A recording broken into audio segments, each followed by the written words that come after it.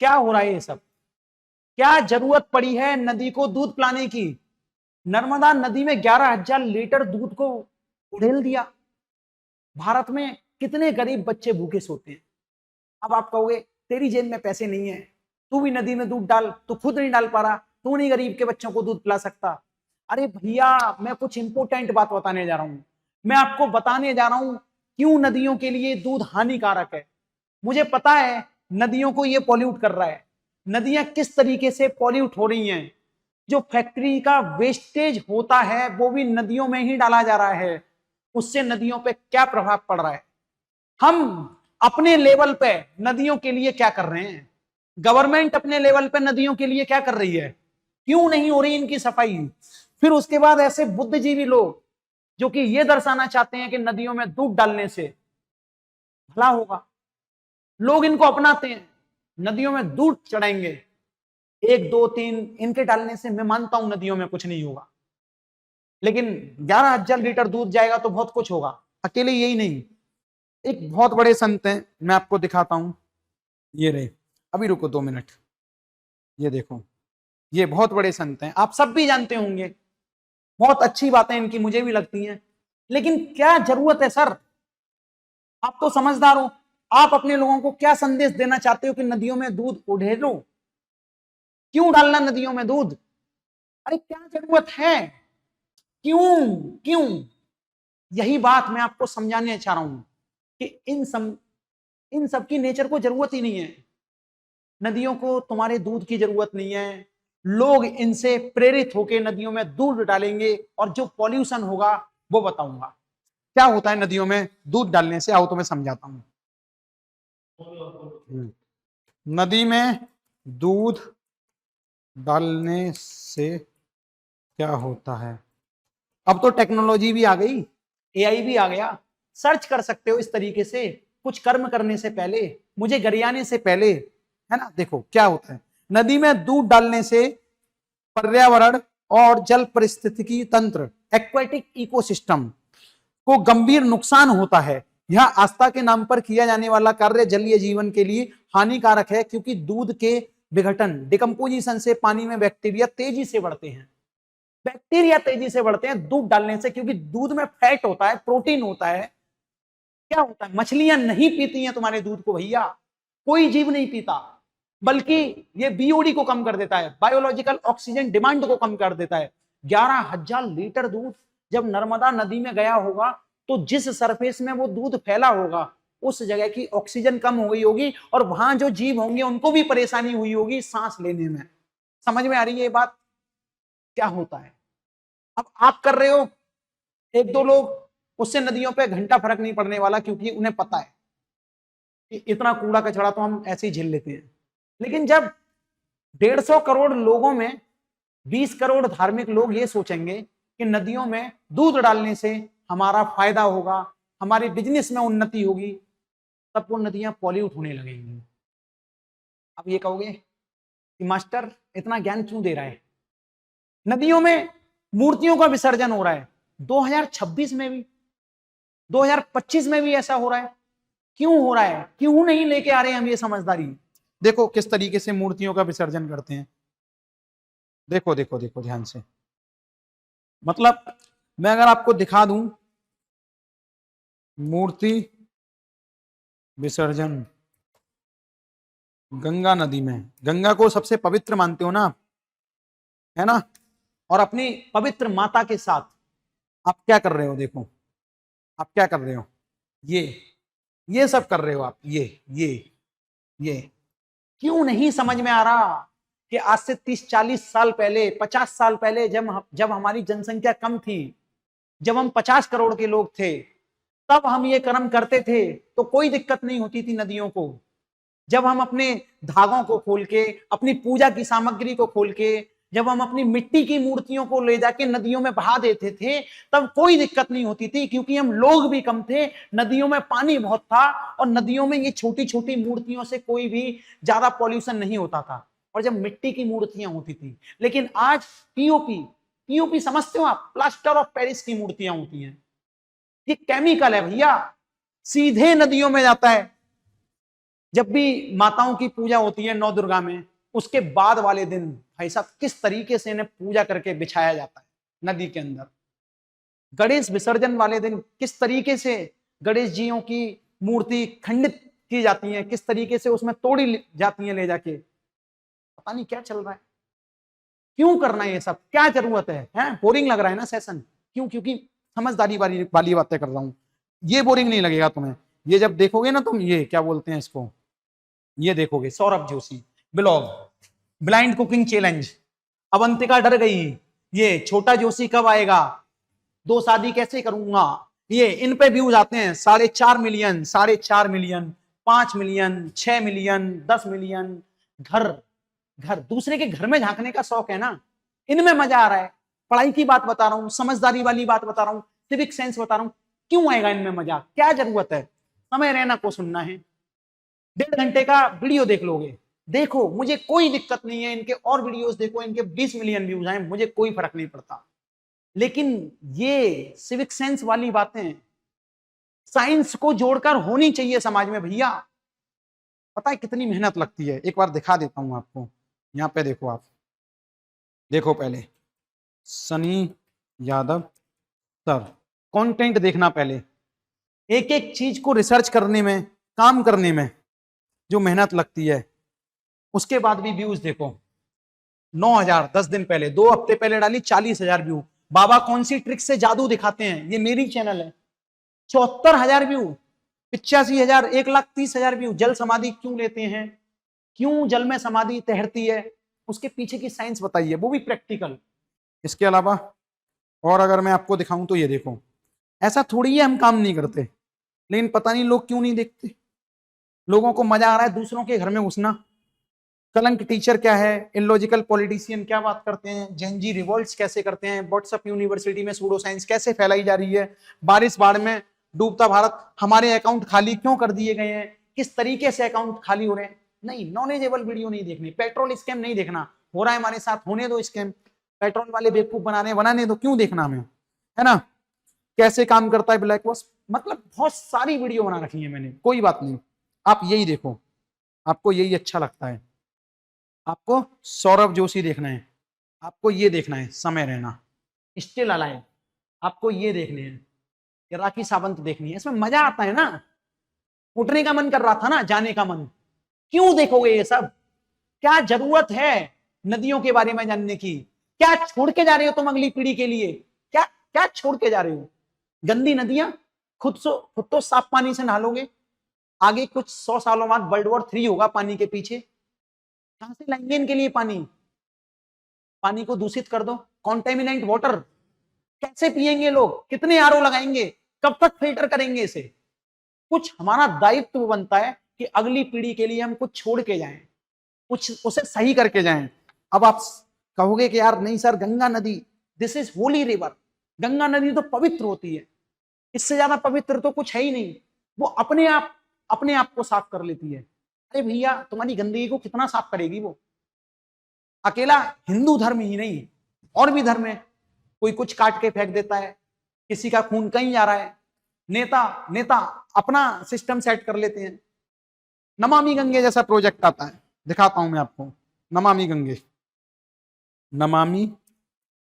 Gange project क्या है, कितने लाख का प्रोजेक्ट है, कितने करोड़ का है, दिखाऊंगा। नमामि गंगे परियोजना भारत सरकार द्वारा जून 2014 में शुरू किया गया एक प्रमुख एकीकृत संरक्षण मिशन है, समझ रहे हो? 2014 में शुरू किया गया था और अभी तक गंगा साफ नहीं हुई।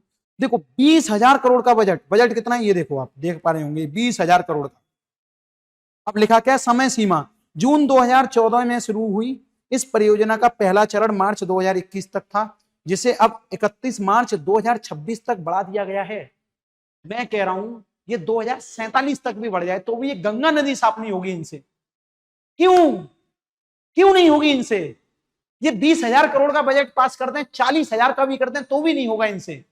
कारण बताऊं क्यों? क्योंकि करप्शन बहुत है। 40,000 करोड़ वहां से आवंटित होगा, 20,000 करोड़ वहां से आवंटित होगा, लगेगा 1,000 करोड़ ही, बीच में सब साफ कर जाएंगे। और हम जैसे सिविक सेंस वाले लोग बैठे हैं ना कूड़ा करने के लिए, घाटों पे जाते हैं, पॉलीथीन में है काय सामग्री ले जाके, देखो कैसा दिखता है। आप कह रहे हो फैक्ट्री का वेस्ट नहीं दिख रहा, फैक्ट्री का जब कूड़ा जाता है, मलबा जाता है, वो नहीं दिखता। देखो जो आप करते हो ना, वो घाटों पे सीधा तौर पे आंखों से दिखता है। दिखाता हूं आपको, ये देखो, रिवर पॉल्यूशन ऑन गंगा घाट। ये वही गंगा रिवर है जिसको तुम मां मानते हो, ये वही माता जी हैं। ये देखो, ये हैं तुम्हारे कर्म, ये चल रहा है। कब तक साफ करेगी इसे सरकार, जब तक आपका सिविक सेंस सही नहीं होगा? कब तक करेगी भैया, क्यों करेगी? मतलब क्यों 20,000 करोड़ का बजट पास करे आप जैसे लोगों के लिए, और फिर वो बीच में क्यों नहीं खाएंगे जब खुद ही अवेयर नहीं हो तुम? और फिर इस पर वीडियो बनाओ तो स्किप करके भाग जाओगे। ध्यान से देखो, और कुछ दिखाने वाला हूं। ये है आपकी गंगा रिवर। अब कुछ कहते हैं कि गंगा का पानी 100 साल तक रख लो शुद्ध ही रहता है। अरे गंगा का पानी शुद्ध क्यों रहता है, उसके पीछे साइंटिफिक कारण है। सर क्या कारण है? साइंटिफिक कारण क्या है? गंगा का पानी शुद्ध इसीलिए रहता है क्योंकि गंगा गौमुख से आती है उत्तराखंड वगैरह होके, अलग अलग तरीके की जड़ी बूटियों से टकरा के आती है। और गंगा में ऑक्सीजन लेवल भी बहुत ज्यादा है और उसमें सल्फर पाया जाता है, जिसकी वजह से उसके पानी में कीटाणु नहीं पड़ते, शुद्ध रहता है। बनाई है मैंने ये वीडियो, मैं आपको दिखाता हूं, रुको और अच्छा एक्सप्लेनेशन दिखाता हूं। गंगा के पानी में कीड़े क्यों नहीं पड़ते, और कोई पानी को भर लेना क्यों नहीं पड़ते। ये देखो, ऐसा सर्च कर सकते हो, एआई मोड है भैया तुम्हारे पास। क्यों नहीं सर्च करते हो, क्यों नहीं देखते हो ये सारी चीजें? क्यों तुम्हें ये चमत्कार लगता है? क्यों तुम साइंस को एक्सेप्ट नहीं करना चाहते हो? क्यों? ये देखो ना, बैक्टीरिया फेज, ये बैक्टीरिया फेज नाम का एक वायरस होता है। ये वायरस क्या करता है, अगर गंगा नदी के पानी में कोई बैक्टीरिया होगा तो उसको खा जाएगा, पनपने ही नहीं देता उसको। तो ये किस वजह से आया? क्योंकि गंगा अलग अलग जड़ी बूटियों से टकराती हुई आती है, और गंगा गौमुख से आती है बहुत स्पीड से, जिसका बहाव भी बहुत ज्यादा होता है। पढ़ो ना, ये देखा है। गंगा जल में एक बैक्टीरियोफेज नामक एक विशेष वायरस पाया जाता है। यह वायरस पानी को खराब करने वाले और बदबू पैदा करने वाले हानिकारक बैक्टीरिया को खाकर नष्ट कर देता है। जड़ी बूटियों का प्रभाव मैंने आपको बता ही दिया। सल्फर की अधिक मात्रा, ऑक्सीजन सोखने की क्षमता, यानी कि ऑक्सीजन लेवल 20 गुना ज्यादा होता है। तो ये विशेषताएं हैं गंगा के पानी की। उस सुंदर से गंगा के पानी को, जो अपने आप को लंबे समय तक जीवित रख सकता है, जिसमें कीड़े नहीं पड़ते, आप दूषित कर देते हो और फिर कहते हो ये तो हमारे धर्म का पार्ट है। क्या सिखा रहा है आपका धर्म? आपका धर्म जो आपको सिखाना चाहता है वो आप सीख कहां रहे हो? आप गंदी चीजें सीखते हो। मतलब अनपढ़ लोग ज्यादा हैं जो बाबाओं पर विश्वास रखते हैं, जिन्हें साइंस की टर्मिनोलॉजी समझ नहीं आती, जिन्हें साइंस की बातें समझ नहीं आती, उन्हें आज के दौर के हिसाब से समझाओ तो वो राम मान जाते हैं। कहते हैं कि हमारे धर्म की बुराई कर दी। अरे नहीं कर रहा भैया बुराई, गंगा माता जी हैं, मैं भी मां मानता हूं। मैं तो आपसे विनम्र अनुरोध कर रहा हूं कि इनको साफ रखो।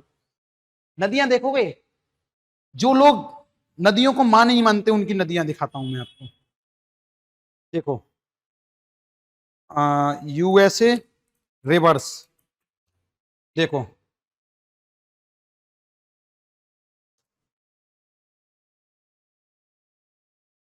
यूएसए रिवर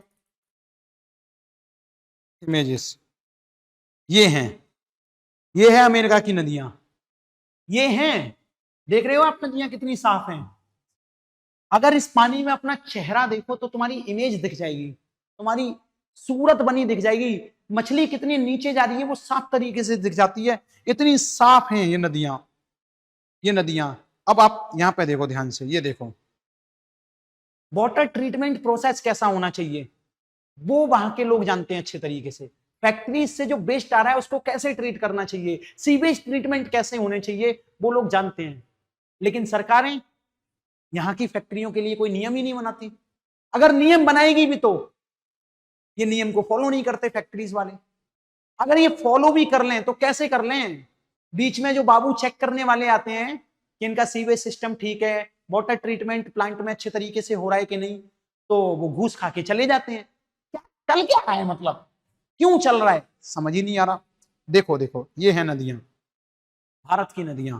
अब देखो ऐसी बात नहीं है गंगा या यमुना रिवर जहां से आती है वो गंदी ही आती है?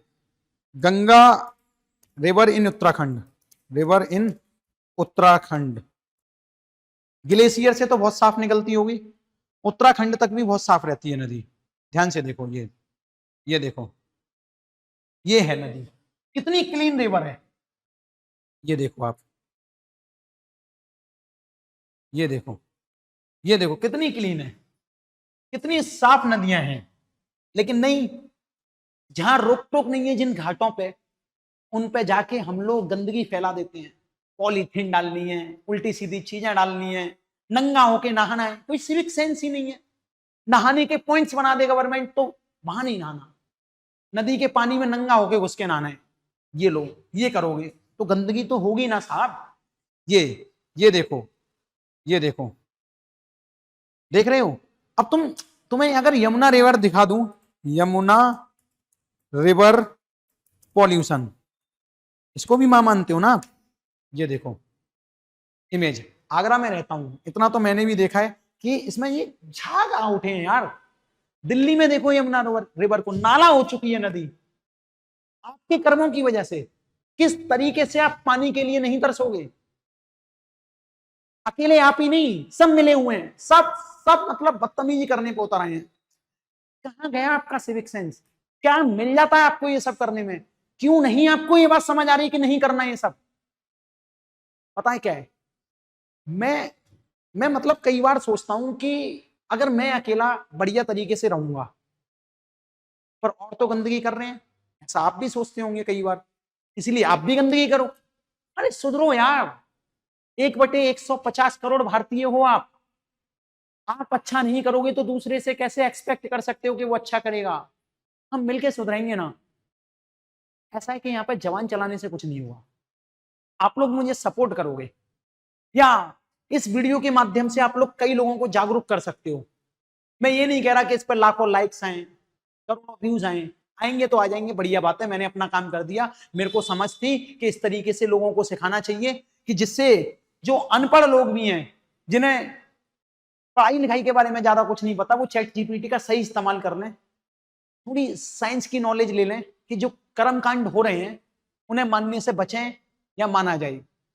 कम से कम थोड़ा विवेक से, धैर्य से काम तो लिया जाए, जिससे कई सारी चीजें बचती हैं। नदियां गंदी नहीं होंगी, नदियां नाले नहीं बनेंगे। अब आप कहोगे फैक्ट्री, फैक्ट्री की भी बात कर लेते हैं रुको। हाँ, हाउ फैक्ट्रीज, अरे सॉरी हिंदी में डालना पड़ेगा ना, हाँ जब ही समझ में आएगा। फैक्ट्रीज का पानी नदियों को कैसे खराब करता है? ये लो, देखो देखो, सुनो, आ गया। जहरीले रसायनों का निकास, टॉक्सिक केमिकल्स होते हैं, सबको पता है। भारी धातुओं का जमाव, हैवी मेटल्स, वेस्ट निकलता है। अलग अलग तरीके की फैक्ट्रीज हैं, कंपनीज हैं, गैसेस निकलती हैं उसमें से, वो सब नदियों की तरफ मुंह खोल देते हैं उनका। नदियों के किनारे ज्यादा फैक्ट्रीज बनाई जाती हैं क्योंकि वो नदियां इनके पापों को संभालेगी ना। समझ रहे हो कि नहीं? ये क्या हो रहा है, एसिडिक और एल्कलाइन वेस्ट भी उसी में डाला जाता है, जहरीले पदार्थ होते हैं, और फिर उसमें तुम जाके डुबकी लगा रहे हो, कर क्या रहे हो मतलब? तुम्हें पता है गंगा नदी में कॉलीफॉर्म बैक्टीरिया जो है, जो कि मतलब कॉलीफॉर्म वो बैक्टीरिया होता है जो कि मलमूत्र में पाया जाता है। विदेश से एक आदमी आया था, उसका काम था नदियों के अंदर तैराकी करना, नदियों के जानवरों को देखना। उसने पता है गंगा नदी का पानी टेस्ट किया और उसने गंगा नदी में उतरने के लिए ही मना कर दिया। कह दिया कि भाई मैं कहीं भी उतर लूंगा, इस नदी में नहीं उतरूंगा। क्यों? क्योंकि उसका कॉलीफॉर्म बैक्टीरिया 20 गुना छोड़ो, 100 गुना छोड़ो, 500 गुना से भी ज्यादा था उस जगह का। इतना ज्यादा कॉलीफॉर्म बैक्टीरिया, मतलब आप डुबकी लगा रहे हो तो ये मान के चलो मलबे में डुबकी लगा रहे हो, गंदी नाली में डुबकी लगा रहे हो। ये हाल कर रखा है आपने गंगा का। गंगा असलियत में कैसे आती है बताओ? चल क्या रहा है? क्यों करना ये सब? क्यों गंदा करना? कोशिश करो इन्हें ट्रीट किया जाए। अब आगे लिखा है थर्मल पॉल्यूशन होता है, ठीक है, इनसे भी जीवों को बहुत ज्यादा प्रॉब्लम पहुंचती होगी। हाँ सर बिल्कुल पहुंचती है ना।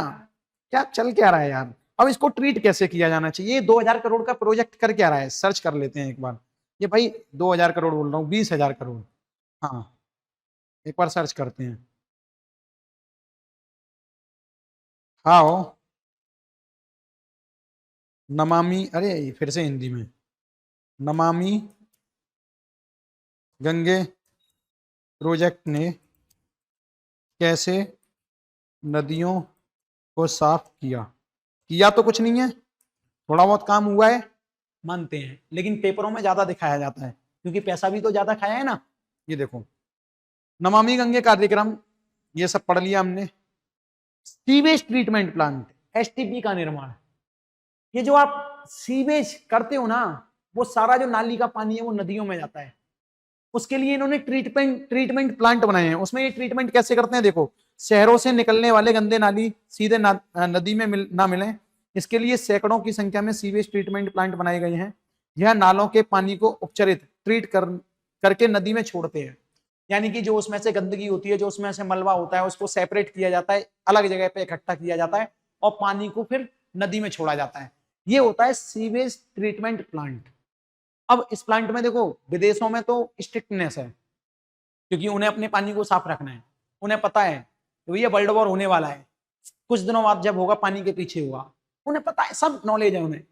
वो 7 लेयर स्टेप रखते हैं कि किस तरीके से फैक्ट्री से आने वाले पानी को ट्रीट करना चाहिए जिससे वाटर कॉन्टेमिनेंट ना हो, पानी दूषित ना हो।